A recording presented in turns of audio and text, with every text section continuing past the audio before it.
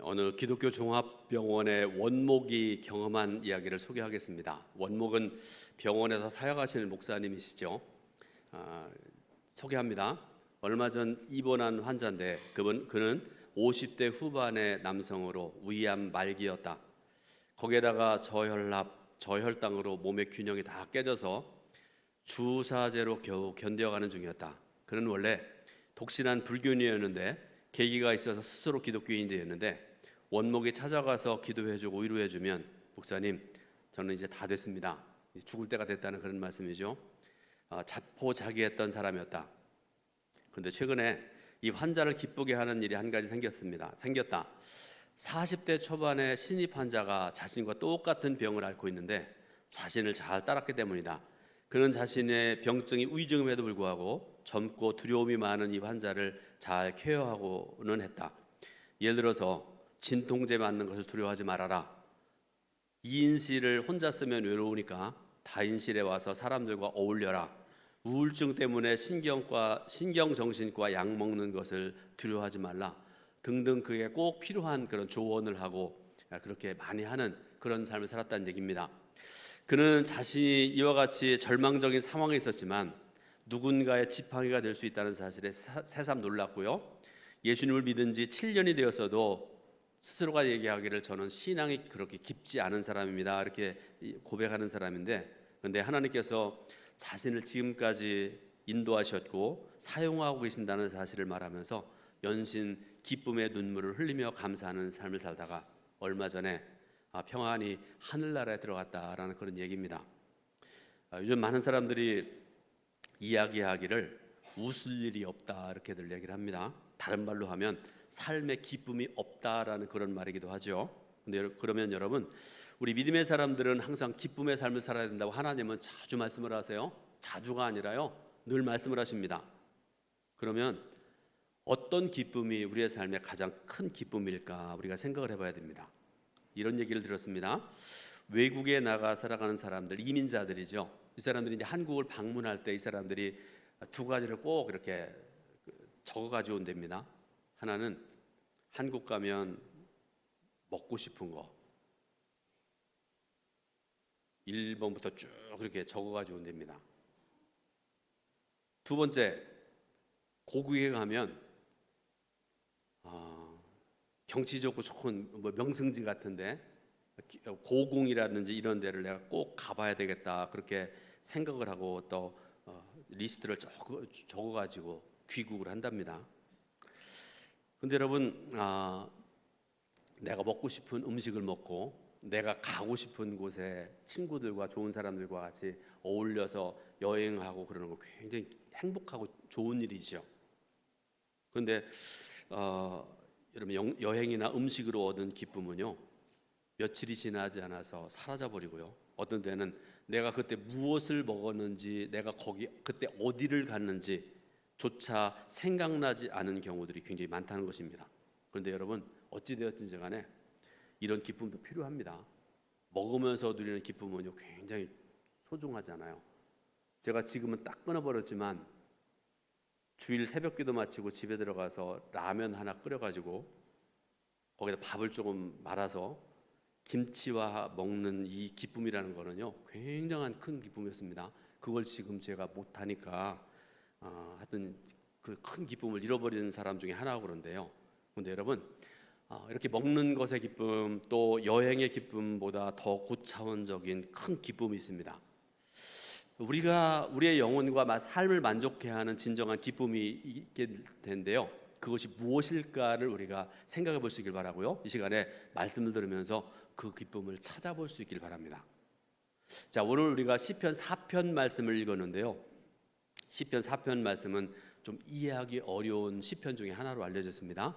여러분, 성경을 창세기부터 쭉 요한계시록까지 여러 번 읽으신 분도 있을 거예요. 근데 어떤 분들은 성경을 그냥 읽어 나가신 분들이 있으세요. 그것도 귀중한 일입니다. 읽는 순간에 하나님께서 지혜롭게 하시고 깨닫게 하시는 경우들이 많아요. 그러니까 여러분, 읽으세요. 자주 읽으시기 바랍니다. 그런데 거기서 좀 한 걸음 더 나가면요, 옆에다가 주석책을 하나 갖다 놓고 내가 읽었는데도 이해가 되지 않는 그런 부분들을 찾으면서 이해하면서 읽는 그런 성경 읽기가 있습니다.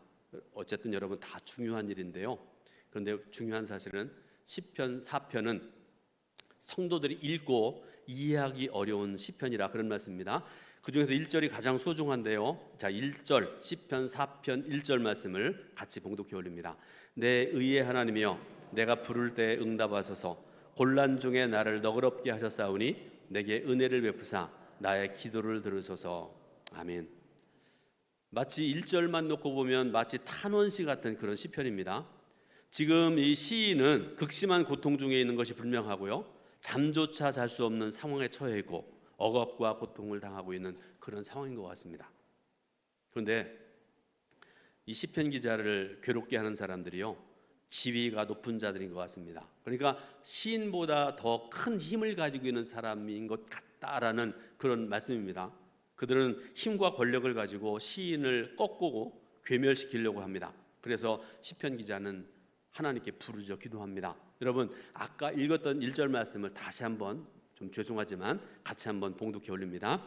내 의의 하나님이여 내가 부를 때 응답하소서. 곤란 중에 나를 너그럽게 하셨사오니 내게 은혜를 베푸사 나의 기도를 들으소서. 아멘.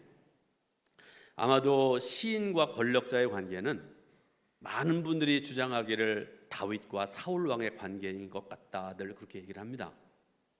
그런데요, 이게 온전한 게 아닙니다. 여기엔 두 가지 견해가 있는데, 하나는 조금 전에 말씀드렸던 것처럼 다윗과 사울 왕의 관계, 또 하나 견해가 있는데요, 다윗과 아들인 압살롬의 관계라고 보는 학자들이 있습니다. 여러분, 왜 아버지가 아들을 두려워할까요? 그 이유를 여러분 알고 계시잖아요. 아들이 반란을 일으켰어요. 아버지를 죽이려고 군대를 이끌어가지고요, 아버지를 쫓아다닙니다. 그런 상황에서 지은 시라는 그런 학자들도 있습니다. 자, 그래서 후자는 다음에 조금 이따가 말씀드리겠고요. 먼저 다윗과 사울 왕의 관계를 좀 말씀드리려고 해요. 여러분, 신앙생활 하시면서 다윗과 사울 왕의 관계를 어느 정도는 아시잖아요.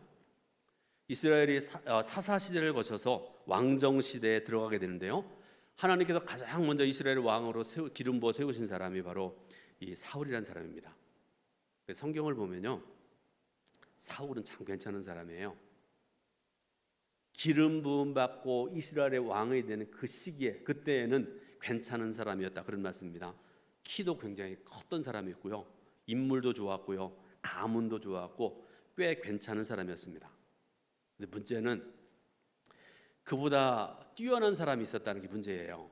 왕이 가장 뛰어나면 좋을 텐데 그보다 뛰어난 사람, 그게 누군가 하면 다윗입니다. 사울이 80점짜리라고 그러면 다윗은 95점짜리인 것 같습니다. 둘의 관계를 잘 나타내 주는 말씀이 사무엘상에 나오는데요, 당시 이스라엘은 블레셋이라는 나라보다 굉장히 어려움을 당하고 있습니다. 블레셋은 강력한 힘을 가지고 있고요, 이스라엘은 아직 약합니다. 그러니까 블레셋이 쳐들어올 때마다 이스라엘은 도망가야 되고요, 농사 져놓고 도망가면 블레셋 사람들이 다 그걸 걷어가고 하나부터 열까지 고난당하고 어려움당하는 그런 상황이었습니다. 그런데 이스라엘에 영웅이 등장했습니다. 그가 누군가 하면 소년 장군 다윗입니다. 한 번은 블레셋의 대장군 골리앗이 군대를 이끌고 이스라엘을 침략해 왔습니다. 그런데 마침 다윗이 아버지 심부름을 갔습니다. 전쟁터에. 아마 열심히 전쟁하고 있다 생각을 하고 갔더니 아무 일이 없어요. 전쟁 중간에 보니까 아주 큰 대장군이 이스라엘 사람들을 모욕하고 하나님을 모욕하고 있는데 아무도 나가서 싸우진 않아요. 그렇게 훌륭했던 사울 왕도 자기보다 더 크고 똑똑했던 형님들도 감히 맞서 싸울 수가 없는 그런 상황인 것 같습니다. 그래서 다윗이, 심부름 갔던 다윗이 물맷돌 5개를 가지고 맞서 싸워서 골리앗을 죽인 유명한 사건이 사무엘상 17장에 기록이 되어 있습니다. 그런 후에 18장을 보게 되면요, 사울이 그런 다윗을 군대의 장으로 세웠다 이 말씀을 하세요. 총사령관으로 세우셨다, 그런 말씀입니다. 그 다음에 하나님께서 그를 지혜롭게 하셨다, 이렇게 말씀을 하고 계세요. 그러니까 다윗은 싸울 때마다 승리하였다, 이렇게 말씀을 하세요. 그러니까 이제 전쟁에 나가서 싸우면 날마다 승리하잖아요.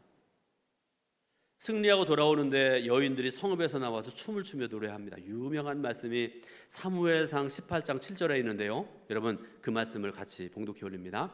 여인들이 뛰놀며 노래하며 이르되 사울이 죽인 자는 천천히요 다윗은 만만히로다 한지라. 아멘.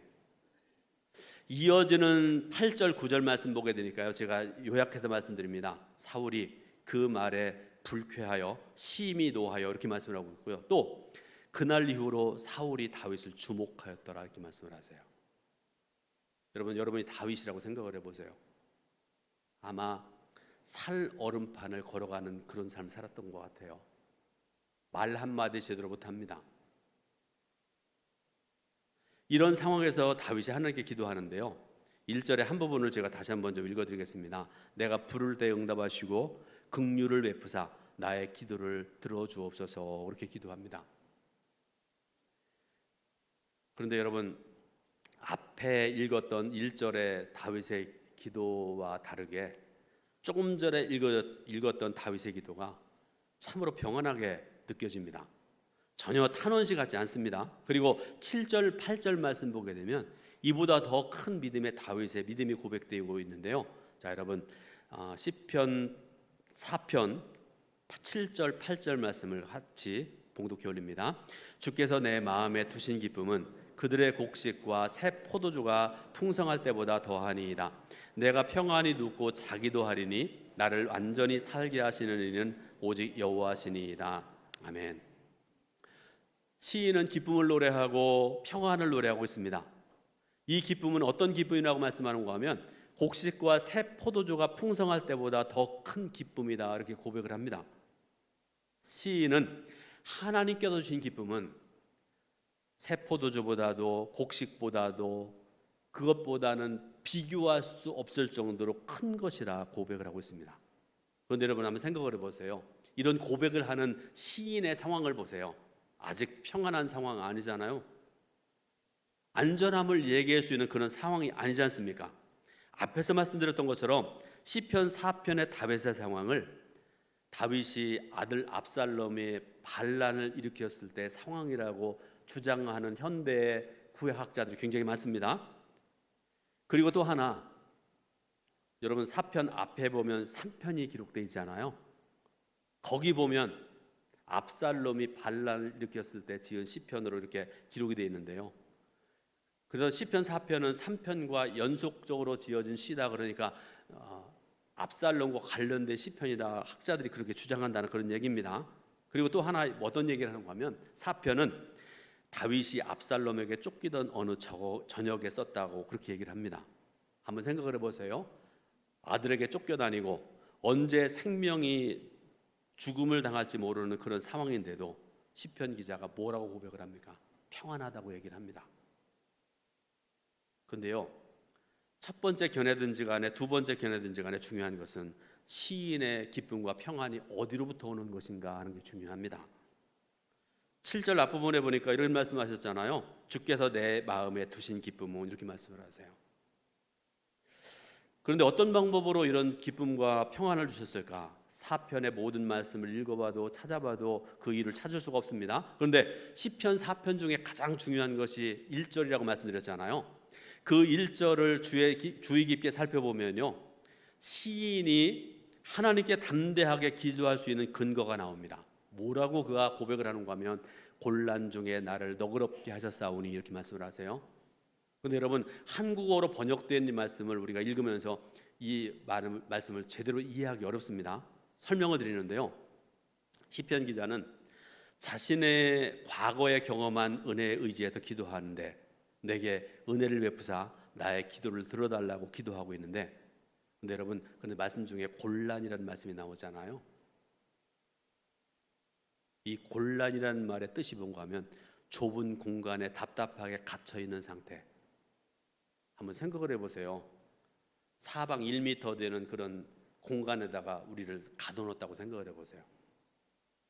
못 삽니다. 답답하죠. 그 상황을 여러분 생각하시면 됩니다. 곤란이라는 말이 그런 뜻입니다. 그런데 하나님께서 너그럽게 해주셨다 이렇게 말씀을 하시죠. 이 너그럽게 해주셨다는 말씀의 의미가 뭔가 하면 넓고 광대하게 해주셨다라는 그런 말씀입니다. 여러분, 이것은 전적으로 하나님을 의지해서 경험했던 일이고요. 시인은 현재에도 그 기쁨을 누리고 있고 앞으로도 변함없이 내가 누리게 될 것이라고 고백을 합니다. 그는 고통을 당하는 동안에 하나님을 의지하고 하나님만 사랑하고 의지하고 기도했던 것 같습니다. 그리고 그 상황을 통해서 하나님을 인격적으로 만났던 것 같습니다. 시편 기자는 이런 일을 반복적으로 경험하면서 오직 하나님 한 분만으로 만족하고 기뻐하는 믿음의 삶으로 변했습니다. 그리고 이런 경험은 그의 인생을 완전히 뒤바꿔 놨습니다. 그리고 그 기쁨은 곡식과 새 포도주가 풍성할 때의 기쁨과 비교가 되지 않는 기쁨이었다, 이렇게 말씀을 하고 계시는 거죠. 혹시 성도 여러분들 중에 우리 동천에도 농사 짓는 분들이 가끔 있으시잖아요. 농사 짓고 있는 분이나 농사를 지어보신 경험이 있으신 분들, 그 수확의 기쁨이 얼마나 큰지를 여러분 알고 계시잖아요. 저도 농부의 아들로 태어났고 그래서 저는 막내로 태어나서 저희 아버지가 저한테 일을 잘 안 시키셨어요. 제가 이쁘셨던 것 같아요, 아버지는. 근데 이제 가을에 이제 수확을 해가지고 곳간에다가 이제 쌀가마를 이렇게 쌓아 놓으시잖아요. 그날은 명절도 그런 명절이 없던 날, 그런 경험이 있습니다. 왜 그런가 하면 저 어렸을 때 70년대만 하더라도 소고기를 거의 못 먹었던 것 같습니다. 그날 육간에 가서, 그전에는 여러분 제면지, 어르신들 아시죠? 고기를 사도 제면지에다가 이렇게 둘둘 말아 주었던 것 같은데, 새끼가 뭔지 아시죠, 젊은 사람들? 거기에다가 이제 들고 오셨는데 뭐 많이 못 사오세요. 한 2근 정도 이렇게 사오시는데, 그때 그거를 뭐 삶아서는 잘 못 먹었던 것 같고요. 김치나 이런 거 넣고 이렇게 먹었던 기억이 있는데 얼마나 맛있고 얼마나 좋아하는지 모릅니다. 여러분, 수확의 기쁨이라는 건 이렇게 기쁘고 이렇게 좋은 날이었습니다. 명절 같은 그런 날입니다. 그런데 시인은 농부가 경험하는 그런 감격과 기쁨은 하나님을 만나서 얻은 기쁨과는 비교하는 것조차도 부끄럽다, 이렇게 말씀을 하세요. 곡식과 새 포도주가 풍성할 때 느끼는 기쁨은 다른 말로 하면 소유에서 오는 기쁨입니다.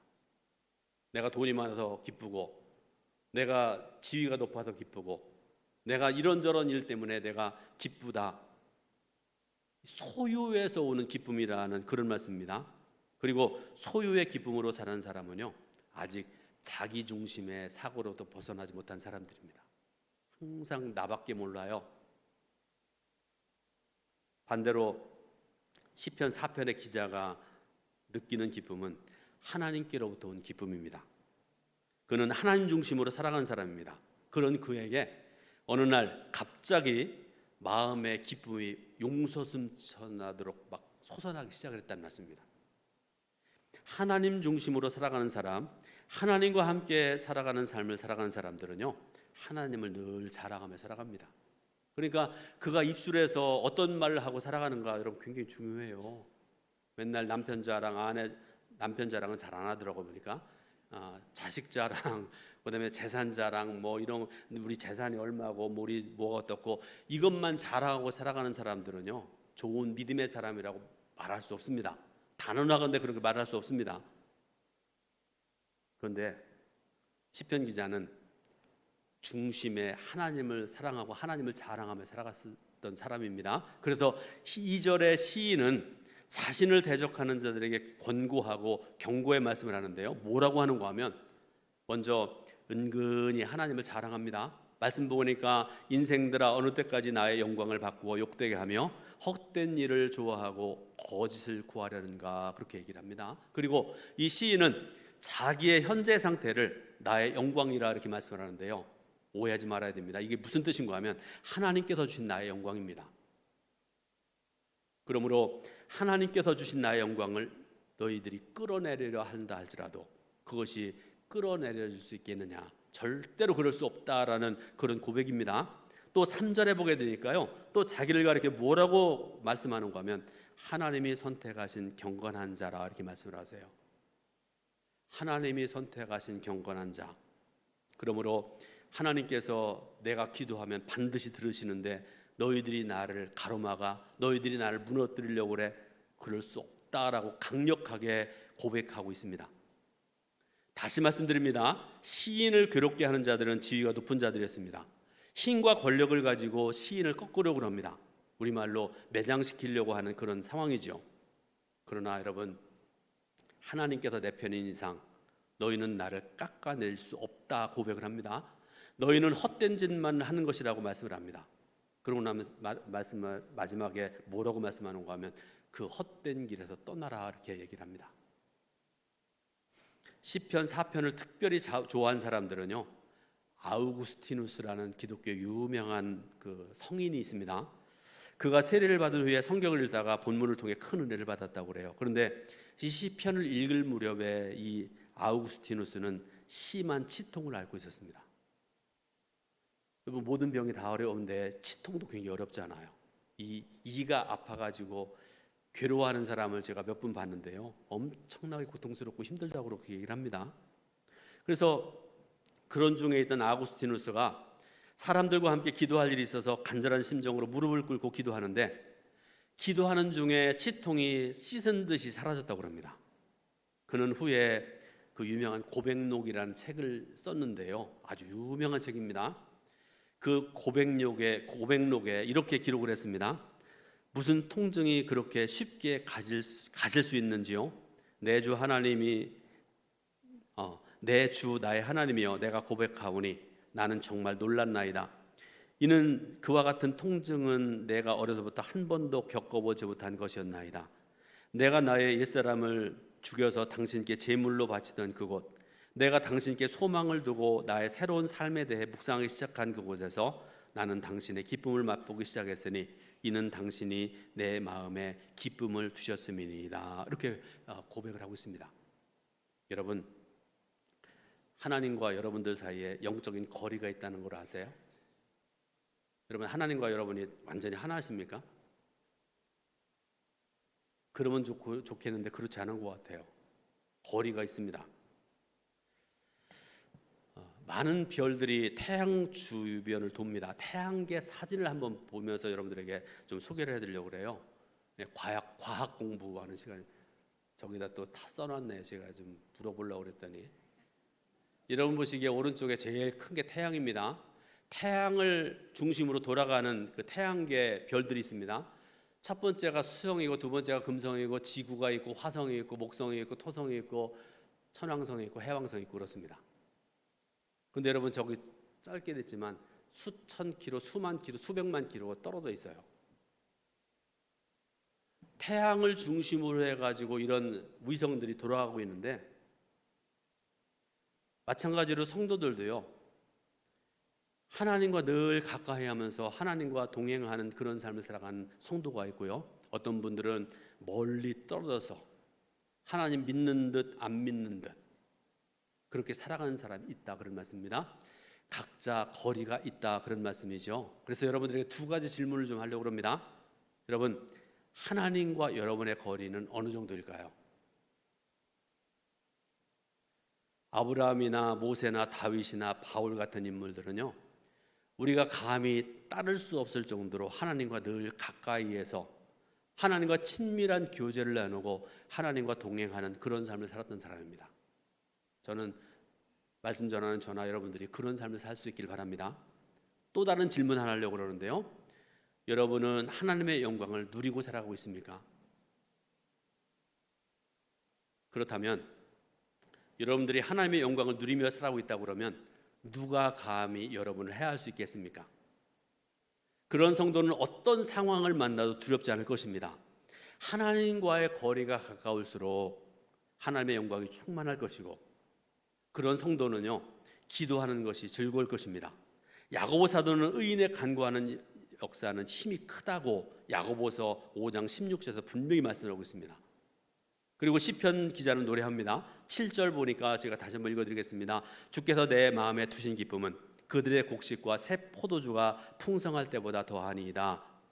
아멘. 그래서 내가 평안히 눕기도 하고 자기도 하리니, 이렇게 고백을 해요. 그리고 더 중요한 것은요, 특히 고난 중에서도 편히 쉴 수 있는 이유는 나의 사는 날 동안에 주께서 평안케 해주실 것이라는 확신이 있기 때문이다. 그런 말씀을 하고 계세요. 한 영국의 저널리스트가 한국에 오랫동안 살면서 쓴 책이 화제가 된 적이 있는데요. 여러분 이 책 한번 꼭 읽어보시면 좋겠어요. 이 사람은 인물도 잘생겼고요. 영국의 옥스퍼드 대학을 졸업했고 아주 훌륭한 괜찮은 사람인데요. 이 사람이 쓴 책이 기적을 이룬 나라, 기쁨을 이룬 나라, 한국에 대해서 그렇게 썼어요. 기적을 이룬 나라, 기쁨을 이룬 나라라는 책인데요.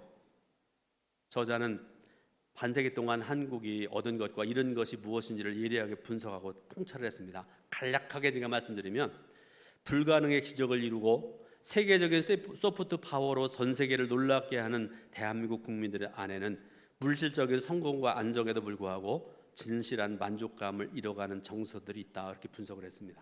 그죠? 뭔가 이룬 것 같은데 공허한. 또 하나, 한국의 교육이나 명예나 외모나 직업적인 성취 등에서 획일적인 기준을 제시하고 이에 맞추도록 개개인에게 너무 큰 압박을 가하는 것이 한국인이 기쁨을 잃어버리는 가장 큰 원인이다. 이렇게 설명을 했습니다. 100번, 1000번 맞는 말이라고 생각을 합니다. 여러분, 교회 안에서 성도들이 기쁨을 잃어버린 것도 그렇습니다.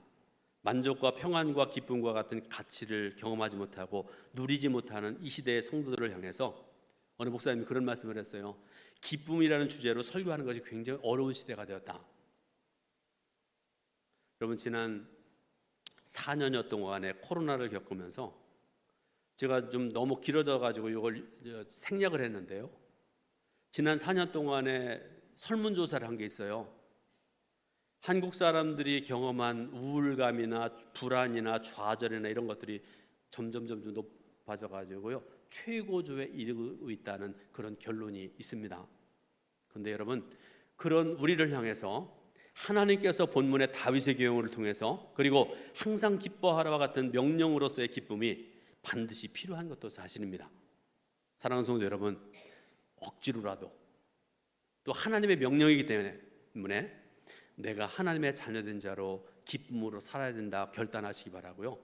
여러분 성경 말씀 보니까 사람이 입으로 시인하는 대로 된다고 하지 않습니까?